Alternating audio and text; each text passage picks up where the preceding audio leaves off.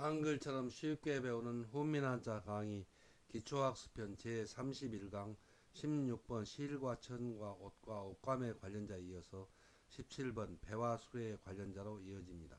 먼저 수건건입니다. 도우미 그림에는 수건을 목에 두르고 있는 그림이 있습니다. 그래서 이 모양을 선으로 나타내면 이와 같이 수건의 모양을 나타낼 수가 있고, 그리고 목에 수건을 걸고 있는 이 부분을 내리그어서 나타내면 바로 이 모양이 대전과 소전의 수건건의 글자 모양이고, 이 부분은 수건을 상징한 부분 글자이고, 내리근 한 획은 목에 수건을 걸고 있는 사람을 나타냅니다. 그래서 소전의 수건건의 글자 모양이 되었고, 해서에서는 이 소전의 글자가 고든 선분으로 변형하여 수건건의 글자 모양이 되었습니다. 자원은 수건건은 수건을 사람이 목에 걸고 있는 것을 나타내어 이를 수건이라는 뜻을 나타내고, 보기로 수건이 있고 수건은 손수 수건건이므로 손으로 얼굴이나 몸을 닦는 데 쓰는 그런 천이라는 뜻입니다. 수건의 재료인 이 천 또는 옷감이라는 뜻을 나타내는 부분 글자의 뜻으로 쓰입니다. 훈과 음은 수건건입니다. 다음은 깔개자입니다. 도우미 그림에는 우리들이 잠을 잘 때 깔고 덮는 이불의 그림이 있습니다. 깔개자의 짜임은 소전에서는 이 부분은 사람이 누운 것을 상징한 부분 글자이고, 그 밑에 요나 이불의 뜻을 나타내는 부분 글자를 결합하여 깔개자의 글자 모양이 되었고, 해서에서는 이 소전의 글자가 고든 선분으로 변형하여 깔개자의 글자 모양이 되었습니다. 자원은 깔개자는 사람이 요를 깔고 누운 깔자리를 상징한 글자로 이를 깔개 또는 요라는 뜻을 나타내는 부분 글자입니다. 발글병 셋째 청간병과 이 글자 모양이 비슷하나 살펴보면 제일 밑에 한 획이 없는 것이 발글병 셋째 청간병입니다. 훈과 음은 깔개자입니다. 이 깔개자가 한자를 구성하는 부분 글자로 잠잘숙의 오른편 아래에 쓰일 때 그 모양이 흰 백자 모양으로 변형하여 부분 글자로 쓰입니다. 그러나 그 뜻은 흰백이 아니고 깔개자의 뜻입니다. 한자를 쓰면서 마무리하겠습니다. 먼저 수건건은 이 부분은 수건을 상징한 부분 글자이고, 이 수건을 사람이 내리근 한 획은 목에 걸고 있는 것을 나타내어서 수건건의 글자가 되었습니다. 다음은 깔개자입니다. 깔개자는 사람이 잠을 잘 때 깔고 덮는 그 요나 이불의 뜻을 나타내어서 사람이 요나 이불을 깔고 덮는 것을 상징한 부분 글자를 결합하여 깔개자의 글자 모양이 되었습니다. 그리고 이 글자와 모양이 비슷한 셋째 청간병 발글병은 그 글자의 모양이 비슷하나 한 획이 적으면은 셋째 청간병 발글병이고, 밑에 한 획을 가로 그으면은 발글 깔개자입니다. 그래서 이 글자가 발글병이고 이 글자가 깔개자입니다. 다음은 옷의입니다. 도우미 그림에는 저고리의 그림이 있고, 옷의는 이 저고리를 상징한 글자인데, 대전과 소전에서는 이 옷의를 의미 있는 획의 결합으로 나타내었습니다. 그래서 위에 있는 이 부분은 가려준다는 것을 나타내고, 그 밑에 두 사람 종을 결합하여 옷의의 글자 모양이 되었습니다. 그래서 해서에서도 이 부분은 가려준다는 것을 나타내고, 또 두 사람 종이 글자를 쓸 때 연결이 편리하도록 이렇게 모양을 변형하여 그 밑에 결합하여 옷이의 글자 모양이 되었습니다. 자원은 옷이는 저고리의 상형자로, 지금의 글자는 몸을 감싸서 가리도록 사람들이 입는 옷, 우옷도 옷 입는다는 뜻이며, 보기로 의복이 있고, 의복은 옷 또는 사람들이 입는 옷이라는 뜻입니다.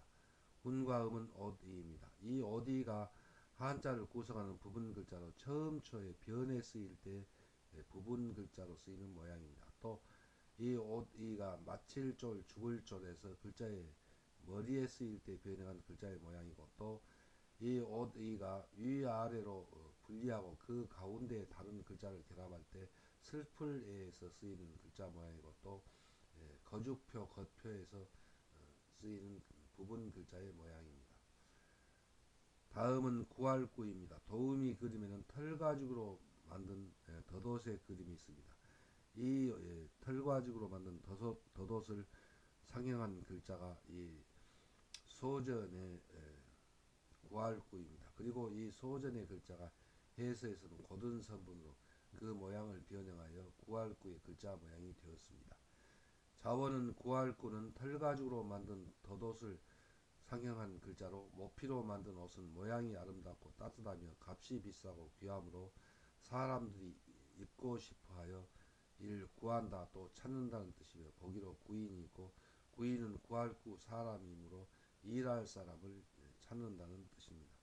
훈과 음은 구할구입니다. 한자를 쓰면서 마무리하겠습니다. 먼저 오드이는 저고리를 상징한 글자인데 이 부분은 사람들이 우리 몸을 가려준다는 뜻이고 우리 몸을 가려서 입도록 이 부분은 사람인 하나이고 또 이 부분이 사람이 변형한 부분이다. 그래서 사람들이 입는 것이 옷이라는 뜻을 나타내서 옷이가 되었습니다. 다음은 구할구입니다. 구할구는 털가죽으로 만든 덧옷을 상징한 글자가 해서에서 고든 선분으로 변형하여 구할구의 글자 모양이 되었고 그 털가죽으로 만든 덧옷은 사람들이 누구나 입고 싶어하여 구한다는 뜻에서 구할구입니다.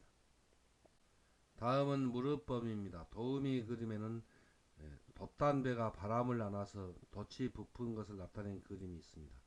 무릇범의 짜임은 대전과 소전에서는 이 돛을 나타내는 부분 글자의 몸 안에 바람을 가리키는 한이를 짧게 가로그어서 무릇범의 글자 모양이 되었고 해서에서는 이 소전의 글자가 고든 선문으로 그리고 그 모양을 해서의 독특한 모양으로 변형하여 무릇범의 글자 모양이 되었습니다. 자원은 무릇범은 강이나 바다에 떠있는 배의 돛이 바람을 안아 부푼 모양을 나타내어 이와 같은 일은 대체로 늘 일어나므로 일 무릇 또는 대개라는 뜻이며 거기로 평범이 있고 평범은 평평할 평 고를 평에 무릇범이므로 뛰어나지도 않고 보통이라는 뜻입니다. 훈과 음은 무릇범입니다. 이 무릇범이 한자를 구성하는 부분 글자로 바람통에 몸에 쓰일 때 변형하는 글자의 모양이고 또 공황세봉에서 글자의 몸에 쓰일 때 변형한 글자의 모양입니다. 다음은 방향방입니다. 도우미 그림에는 사람이 배를 저어서 목적지를 찾아갈 때 기준을 삼는 것이 방향이라는 뜻입니다. 이 방향방의 소전의 글자는 노를 젓는 사람을 상징한 글자인데 이 부분은 노를 젓는 팔을 나타내고 그리고 사람인을 결합하여 방향방의 글자가 되었습니다. 해서에서도 이 노젓는 팔을 두 개의 점획으로 구분하여 글자 위에 나타내고 그 밑에 사람인이 변형한 모양을 결합하여 방향방의 글자 모양이 되었습니다. 자원은 방향방은 배를 타고 노를 저어 앞으로 나아가는 사람이 목적지를 찾아가는 기준을 삼는 것이 일 방위 또는 방향이라는 뜻이며 거기로 방향이 있고 방향은 향하는 곳 바라보는 쪽이라는 뜻입니다.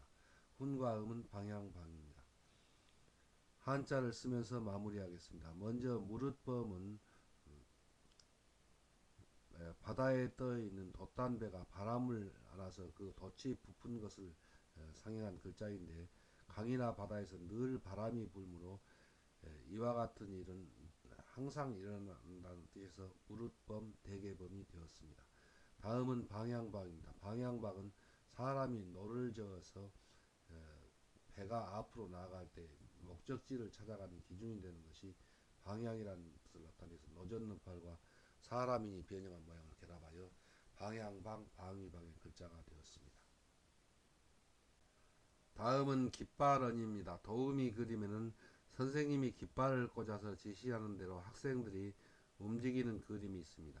깃발언의 짜임은 대전에서는 본래 깃대에서 깃발이 펄럭이는 것을 상징한 글자인데 이 소전에서는 이 부분은 깃발이 펄럭이는 것을 상형자이고 인데 의미 있는 부분 글자의 결합으로 나타내었습니다. 그래서 방향방을 글자의 변에 나타내고 그 오른쪽에 사람인을 결합하여 깃발의 글자 모양이 되었고, 해서에서도 방향방을 글자의 변이 나타나고 그 오른쪽에 사람인을 결합하여 깃발의 글자 모양이 되었습니다. 자원은 깃발은 본래 기대에서 깃발이 펄럭이는 것을 상징한 글자이며, 지금의 글자는 나아갈 방향을 사람에게 지시하는 것이 이를 깃발이라는 뜻을 나타내는 부분 글자입니다. 훈과 음은 깃발언입니다. 다음은 배주입니다. 도우미 그림에는 통나무의 안쪽을 파내어 만든 쪽배의 그림이 있습니다. 이 배주가 대전에서는 이 배를 상징한 납작한 모양이, 소전에서는 이렇게 한자의 모양이 가로가 짧고 세로가 기므로 길쭉한 모양으로 변형하여 쪽배의 상형자가 되었고, 해서에서는 이 소전의 글자가 곧은 선분으로 그리고 그 모양을 많이 변형하여 배주의 글자 모양이 되었습니다. 자원은 배주는 통나무의 안쪽을 파내어 만든 쪽배의 상형자로 이를 배라는 뜻이며, 보기로 방주가 있고 방주는 네모난 배라는 뜻입니다. 이 달월은 육달월과 또 달월과 배주변과 또 법붕의 변의 모양이 해서는 비슷하나 다른 글자입니다. 훈과 음은 배주입니다. 이 배주가 이불복 다스릴복에서 한자를 구성하는 부분 글자로 변에 쓰일 때 변형한 모양입니다. 그리고 항상항에서 이 부분 글자로 글자의 가운데에 쓰일 때 그 모양이 가로대 왈 모양으로 변형한 것인데, 그 뜻은 가로대 왈이 아니고 배주입니다. 한자를 쓰면서 마무리하겠습니다. 먼저 깃발어는 본래 깃대에서 깃발이 펄럭이는 것을 상징하는 글자인데, 지금의 글자는 나아갈 방향을 사람에게 지시하는 것이 깃발이라는 뜻에서 깃발언이 되었습니다. 다음은 배주입니다. 배주는 통나무를 파내어 만든 쪽배를 상징하는 글자로 이 소전의 글자가 곧은 선분으로 그리고 그 모양이 변형하여 배주의 글자가 되었습니다. 다음은 뻗칠금입니다. 도우미 그림에는 나룻배가 강의 양편의 강둑 사이를 끊임없이 건너다니는 뱃길이 이어진다는 것을 나타내었습니다. 대전과 소전에서는 위아래 가로근 한일은 양편의 강둑을 나타내고 그 가운데에 있는 배주는 나룻배를 나타냅니다. 그래서 소전의 글자가 되었고, 해서에서는 이 소전의 글자가 이 위아래 가로근 한일은 강의 양편에 있는 강둑을 나타내고, 그리고 그 가운데 배주가 획줄임 변형하여 가로대 왈 모양으로 변형한 부분 글자를 결합하여 했는데, 그 뜻은 가로대 왈이 아니고 배주의 뜻입니다. 자원은 뻗칠금은 강물 양편의 강둑의 사이를 나룻배가 건너다니는 뱃길이 끊임없이 이어지듯이 이를 뻗친다는 뜻을 나타내는 부분 글자입니다. 알릴선, 펼선은 이 해서의 글자 모양은 뻗칠금과 같으나 소전과 대비하여 보면 다른 글자라는 것을 알 수 있습니다. 훈과 음은 뻗칠금입니다. 다음은 수레거 수레차입니다. 도우미 그림에는 지금 우리들이 타고 다니는 자동차의 그림이 있습니다. 수레거 수레차의 짜임은 소전에서는 옛날에 그 사람들이 타던 전차를 상징한 글자인데, 이 부분이 수레의 몸틀이고 그리고 여러 개의 수레바퀴를 하나만 나타내어서 두 부분 글자를 결합하여 수레거 수레차의 글자 모양이 되었습니다. 해서에서는 이 소절의 글자가 그대로 곧은 선분으로 변형하여 수레거 수레차의 글자 모양이 되었습니다. 자원은 수레거 수레차는 수레의 몸틀과 수레에 달린 수레바퀴의 상형자로 이를 수레라는 뜻이며, 보기로 거마가 있고 거마는 수레거 수레차 말마임으로 수레와 말이 우리들이 타고 다니는 교통수단이라는 뜻입니다. 훈과 음은 수레거 수레차입니다. 한자를 쓰면서 마무리하겠습니다. 먼저 뻗칠금은 위아래 가로근 한일은 강물의 양편에 있는 강둑을 나타내고, 그 가운데 있는 가로대 왈은 가로대 왈이 아니고 배주가 획줄임한 모양입니다. 그래서 나룻배가 나루터에서 강둑의 이쪽 저쪽을 건너다니는 백길이 끊임없이 이어진다는 뜻에서 뻗칠 긍입니다. 다음은 수레거 수레차입니다. 수레거 수레차는 옛날에 수레의 모습을 상징한 글자인데 수레의 몸틀과 그리고 수레바퀴를 하나만 나타내어서 수레거 수레차의 글자가 되었습니다. 훈과 음은 수레거 수레차입니다.